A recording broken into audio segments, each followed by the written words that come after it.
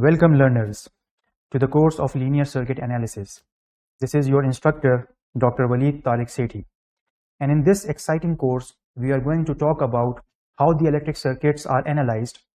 We know that electricity is a major powering factor that runs our world, but what happens if we bring that electricity down into small components and analyze them such that we see the electronics working in various objects around us. So in this course, we are going to learn that how these signals or electric signals are generated, how they are transmitted, and how we can measure their workings in a given small electronic circuit. In order to assist us, we'll be using one of the classical textbook on electric circuits written by Nilsson and Riedel. This book talks about the basic building blocks of any electric circuit, the variables and the parameters or the circuit elements that are required to begin with a circuit model of any electronic device. Then it also talks about various methodologies and techniques to analyze that circuit. So we are going to see that how this book can help us understand better the world of electrical circuits. So now let us begin and move into the first chapter of this book of linear circuit analysis. So we can see that the first chapter basically talks about the introduction to engineering and the circuit variables. Obviously, before we want to begin, we want to know or understand which components qualify to become electric circuit elements and how we can combine them in different topologies or configurations to make any electronic device work. So before we begin, we need to know what is engineering in general. So let us say if you are a guy who is into mathematics, who likes to solve complex equations, to come up with different solutions, who knows the laws of physics and wants to apply his knowledge and aptitude into a practical domain, then congratulations, you can become an engineer. So the basic criteria for becoming an engineer is that you know how to apply the mathematical rules, the physical laws, and come up with such a strategy so that you can design different materials, structures, machines, or even small systems and processes that can meet a certain criteria. And the main criteria being that it benefits the local community.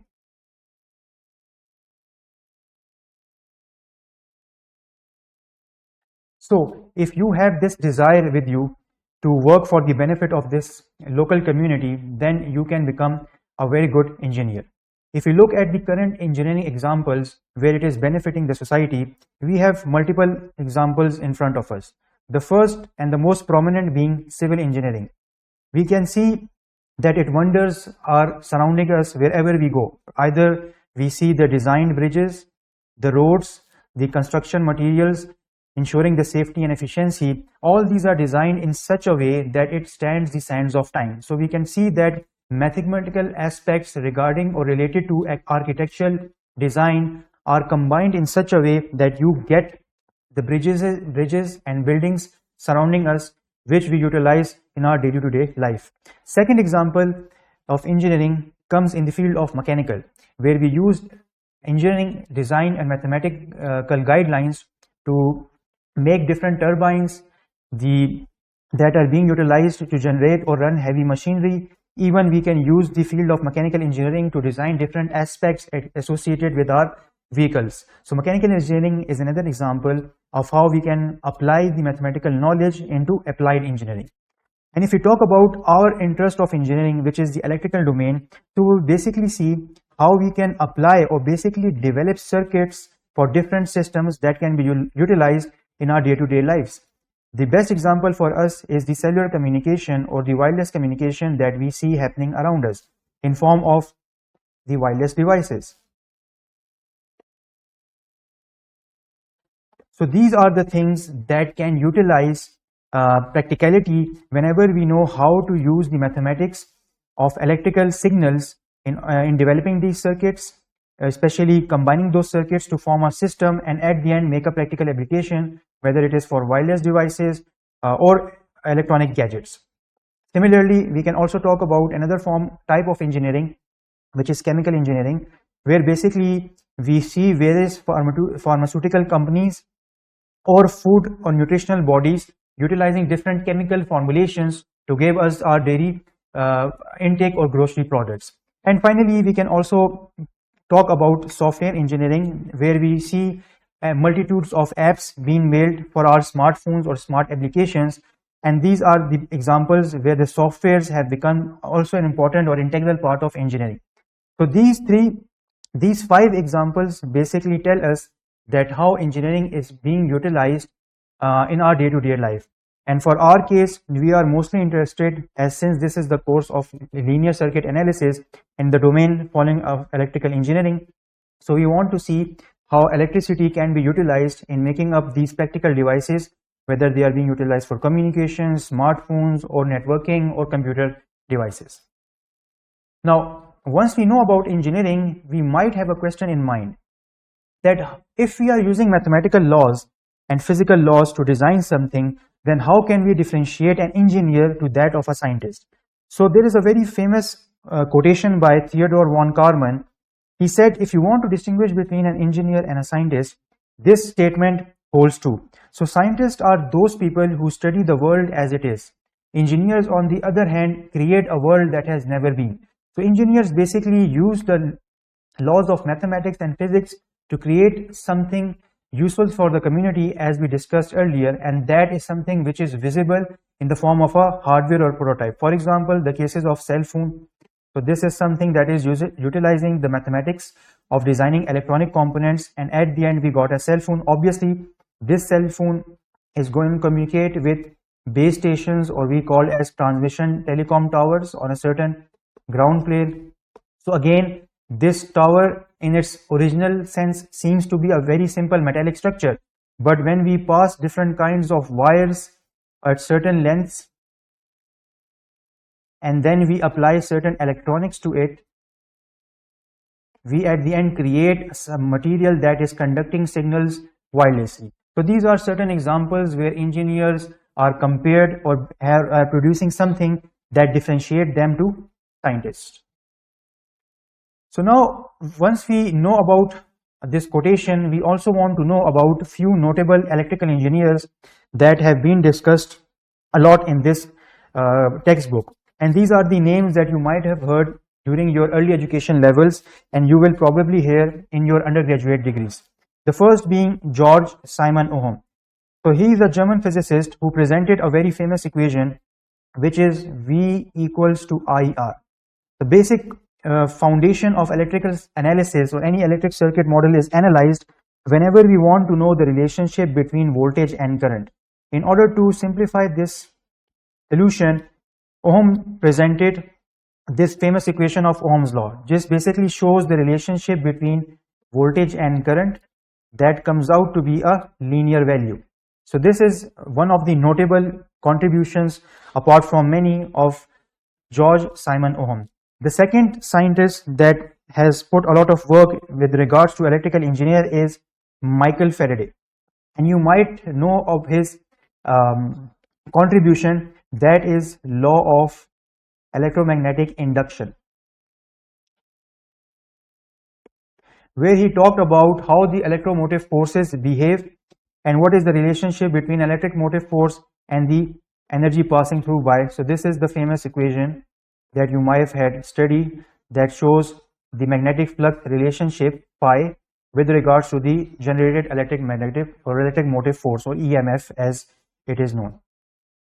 Then the third scientist that you might study or you might have heard about, this is known as Maxwell, and he has talked about the relationship between electricity and magnetism. And this is what we nowadays call as wireless communication. So he has laid the foundation blocks of how the wireless communication can happen when we combine the electricity and magnetism together. And the very famous Maxwell's equations are discussed a lot in the field of electrical engineering. The fourth in this line of engineers is Mr. Thomas Edison. We know his invention of the light bulb, but he is also famous for working on DC power supplies. He has also worked on the motion picture cameras. Nowadays we call this as videography, motion picture technology. So the birth of video cameras are basically based on his mathematical principles. And finally, we have heard about this term Nikola Tesla, or Tesla, not in the sense of the electric vehicle, but rather the name of a scientist who has more than 100 US patents to his name. And the technology he is famous for, which we see nowadays, is the supplying the AC system. So this is the system that we get electricity from the grid station to our homes. Another technology which has taken promising in this has taken prominence is basically the wireless power transfer.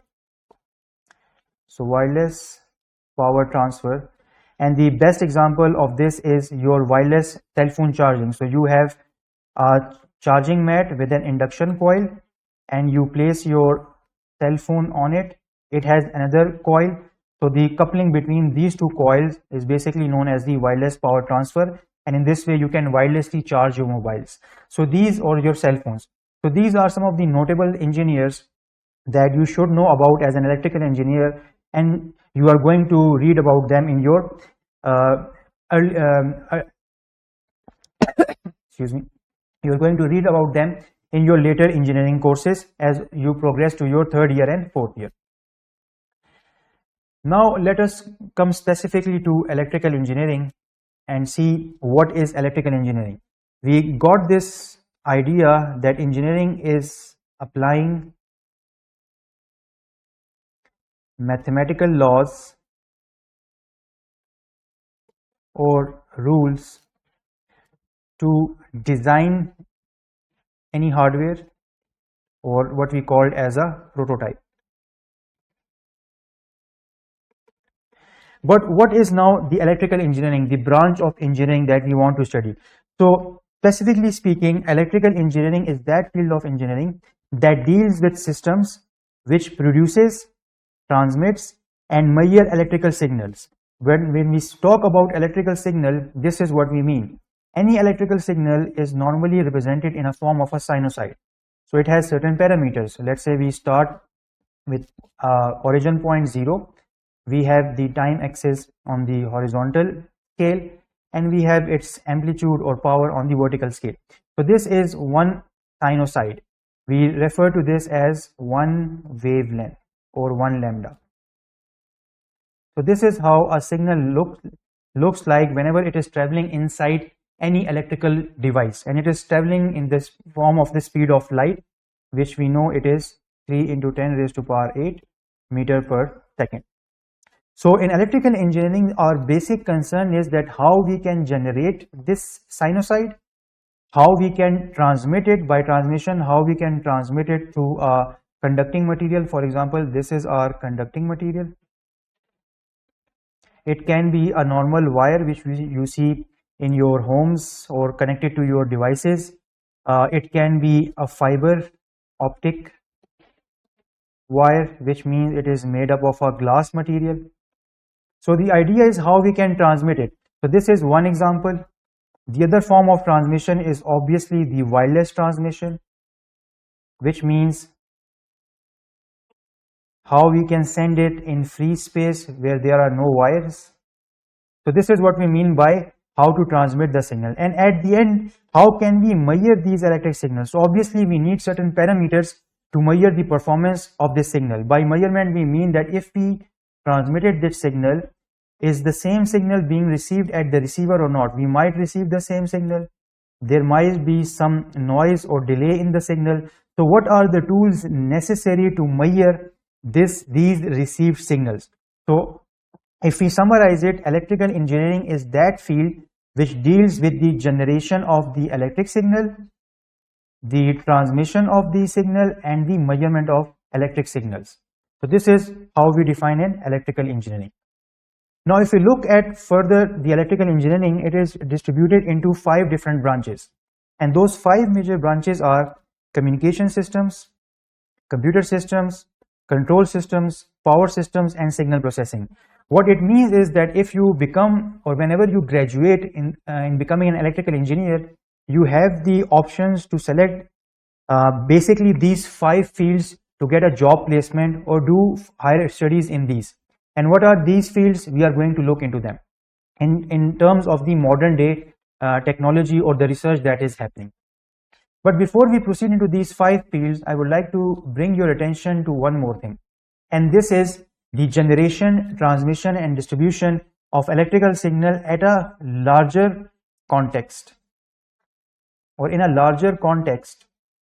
What does it mean? So normally the definition that we have presented for electrical engineering talks about the transmission of signals in small components, but this can be applied, and this is being applied to larger generations as well. And the best example is the hydropower generation or hydroelectric generation, where we use the flow of water from reservoirs, which we normally call as storage dams, to run our turbines, which in turn generate high electricity. And this is what we know we receive in our homes in the form of AC signals. They are normally between 220 to 240 volts AC. So this is the electricity generation, transmission and utilization at a larger scale. When we talk about generation, we see that the hydropower generation is basically generating the electricity which spans from 11 kilowatts to 13.5 kilowatts. This can be generated using various sources like nuclear power, thermal generation, using water as well. And then we take this voltage in the transmission phases. So this is the second phase. So the first phase is how we generate. The second is how we transmit. So the transmission phase, we basically step it down to certain voltages so that it can easily be transferred through long haul. So we use a step up or a step down transformer given the scenario. So in this scenario, after the power generation, we step up the voltage from 11 to 230,000 kilovolts or 500 kilowatts. Then we transmit it through different transmission long hauls, and we bring it to smaller substations which are closer to our major cities, and there we reduce it down to further 69 to 132 kilowatts. Again, we can have a distribution substation if need be, and after that it is transmitted to our homes where the voltage is brought down or stepped down to 230 volts, and if we utilize it in industries, it is kept at 11 kilowatt to 33 kilowatts. So this is how we basically use the generation, transmission. The third step is distribution, which is happening between these substations, and consumption is where we utilize as residentials or industry users of this electricity. So this is an example of electrical engineering in a larger context of hydropower energy. Now let's talk about the electricity transmission, generation and measurement with respect to different fields. As I talked about, that there are 5 major domains where you can get job placement, or you can start your own startup, or you can pursue higher education, is following. The first one is in the field of communication systems. So whenever we talk about communication systems, if you know the basic working of electrical signals on how we produce it, transmit it and generate it, you can opt to become a specialist in the field of communication systems.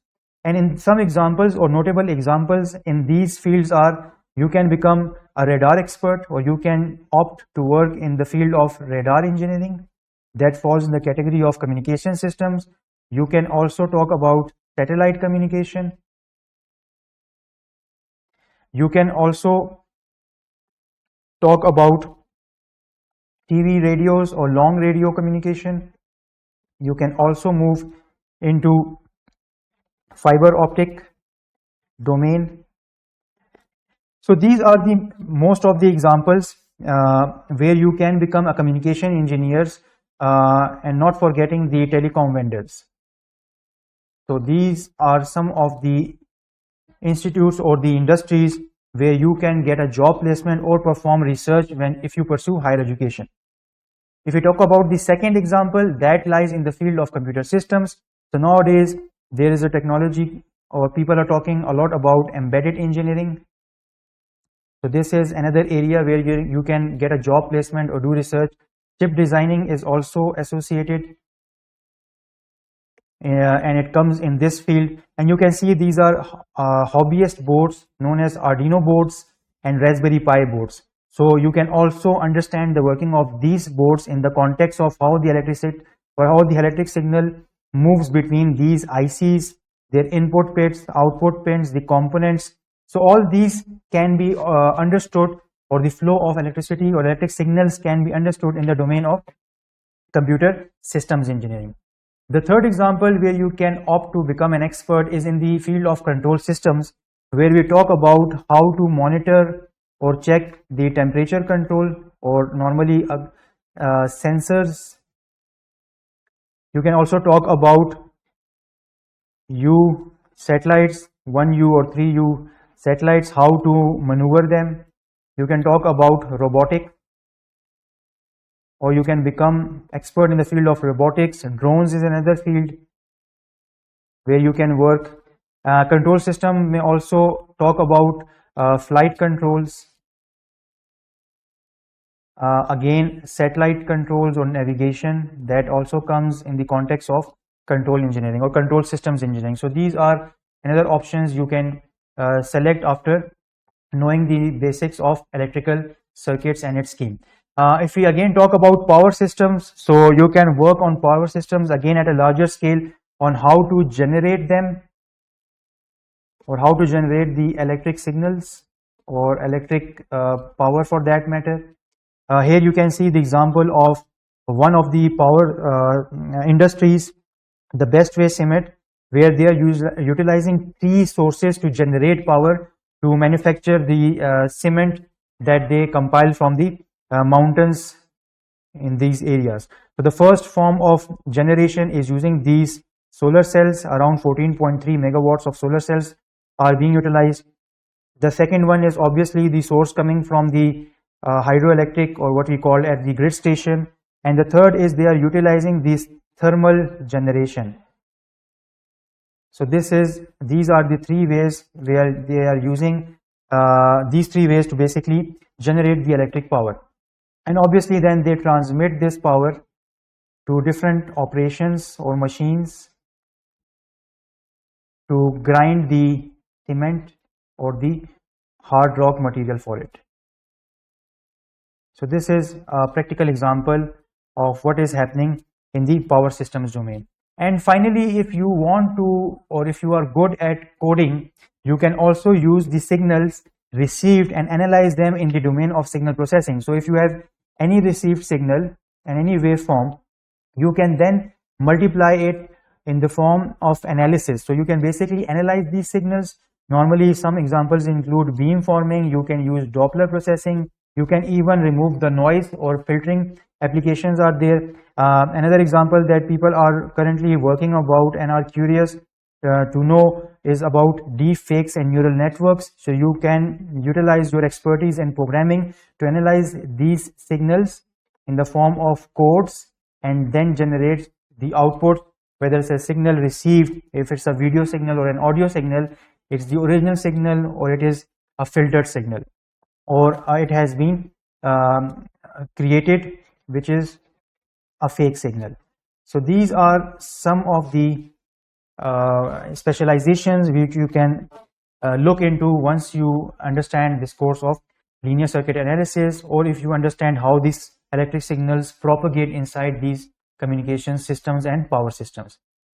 Finally, if we want to see a real life example where all these branches are working uniformly or harmoniously, it is the best example comes out to be a commercial airplane or an aeroplane. So commercial aviation is the best example for airline where these technologies are working together. So we can see that for the wireless communication, or if we go step by step as communication systems engineering, where is the communication boards or control boards as we call it now, the control systems, the power system, and signal analysis. So all these five are working together in this example or real life example of an airplane. how the communication system works when the pilot is wirelessly communicating with the tower. The communication system on boards are the electronic devices which are communicating with one another. So electronic devices that are communicating with one another, that how the system is being operating. Control systems are basically the autopilot feature. So that is how the autopilot feature is working. Power system is basically how the air condition, the lights, and the entertainment units are basically being operated, because the airline has its own small power system generation unit. And obviously signal, whenever the voice communication is received, it has to be encrypted so that it is not interfering with any other nearby airplane in the skies. So this is how we summarize all these applications working together uniformly in this example.